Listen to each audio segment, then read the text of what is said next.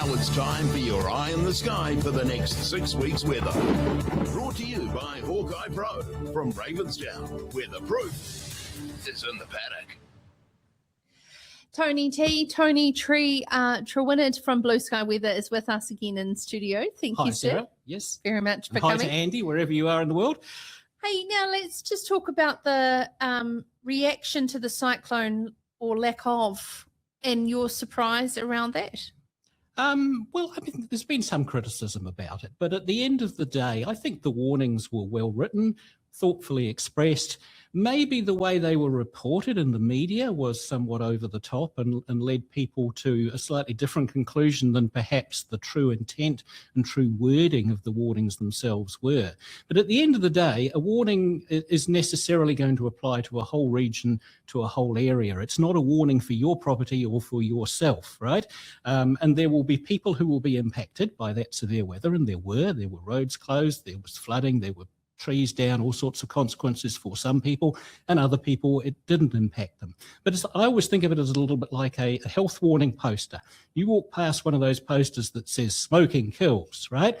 Now, if you might think, well, it doesn't apply to me because I don't smoke, so I just don't take any notice of it. But if it saves one life because one person takes notice of it, stops smoking, and they don't die as a result of that, then it's been a success. And I think you've got to look at weather warnings in the same sort of way.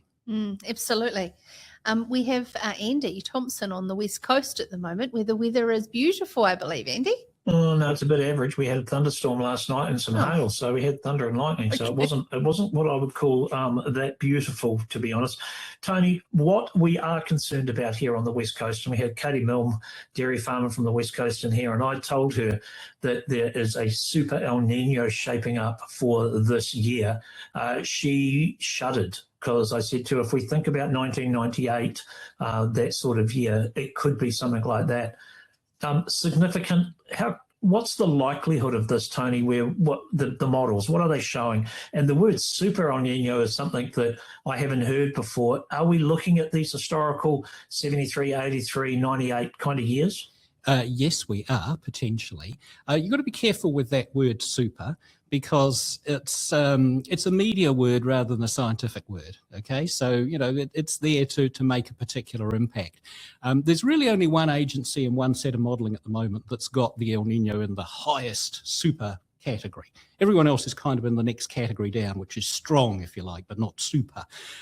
So we take that with a grain of salt. And I think the other thing too, in New Zealand, Andy, we've got to realise that it's really El Nino or not that affects our climate, not the degree of El Nino, the strength of it, the extent of it. If we're in an El Nino, we get a certain climatic pattern. If we're not, we don't. And the actual strength of that El Nino is kind of not so relevant to our context here. Interesting. Where would it be relevant, say, if they were talking globally? Where it's relevant would be in the impact on tropical cyclone and hurricane formation, typhoons, those sorts of things.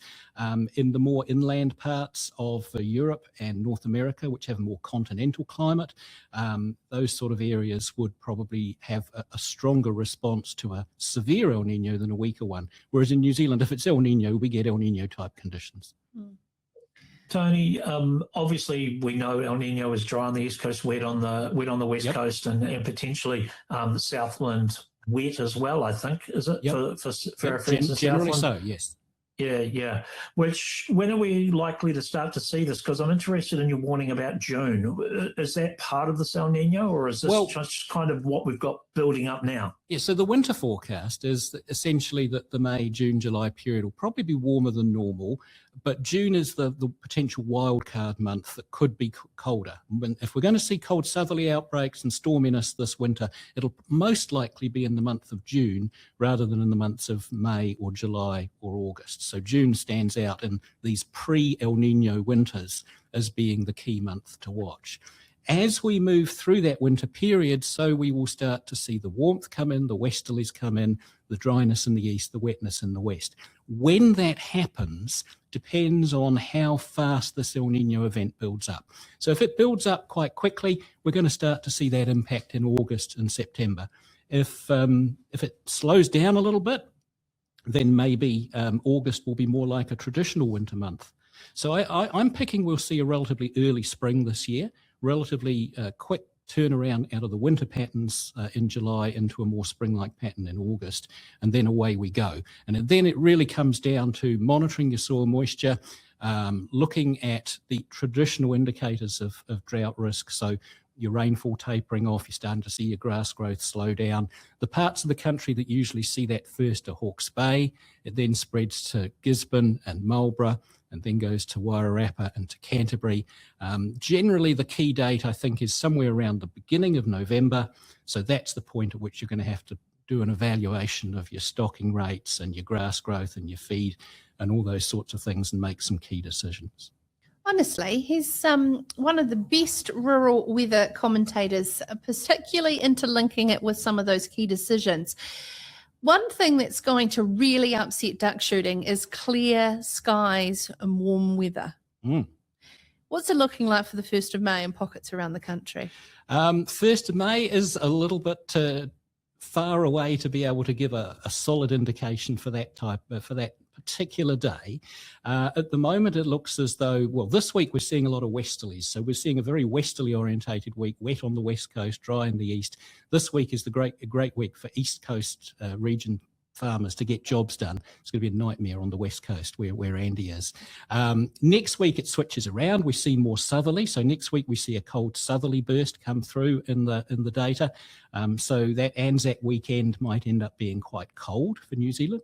And then I think it's the following weekend is probably the one that's the duck shooting weekend. By then we're probably settled back into a westerly pattern again. So you'd be looking for more cloud on the western side of the country and more clear skies in the east. So early days for the duck shooting period. Ask me again next week. Okay, well, I think it's just going to be a rolling thing every week, isn't it, Andy? It certainly is going to be a rolling thing every week. And we will certainly see if we can get ourselves a nice, wet, miserable Saturday morning. That's what we want. Absolutely perfect. You're strange, Andy. Well, no. See, the thing is, Tony, I'm such a poor shot. In fact, I'm a piss poor shot. That the lower they are and the closer they are to me, the chances. Like if I shoot a duck, honestly, it is the most unlucky duck in the country. So I'm terrible. Well, quack.